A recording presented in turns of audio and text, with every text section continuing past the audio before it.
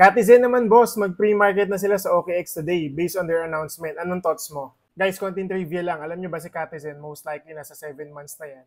Then isa yan sa mga OG, meaning to say, isa sa mga naunang top to earn game yan sa Telegram alongside with Notcoin. So ang good news with Katizen guys, pag pinag-uusapan natin ng another first, sila ang first when it comes to idle farming. Meaning to say, kailangan mo lang makareach ng certain level or kailangan mo lang bumili ng mga boosters para right after nun, automatic nagpa-farm yan even offline. Guys, no doubt, magandang project talaga to kasi nga another first.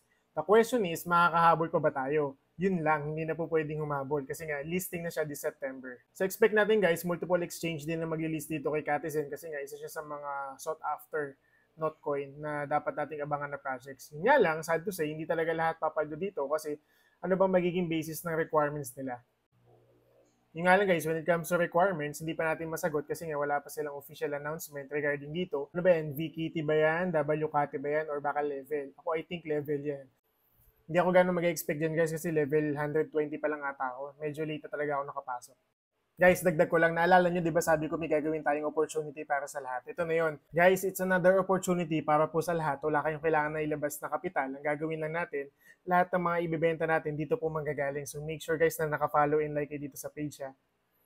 Bakit ko siya ginagawa guys? Gusto ko makatulong sa lahat ng community natin at sa mga taong naniniwala sa atin. So ito yung isang way ko para magpasalamat sa inyo.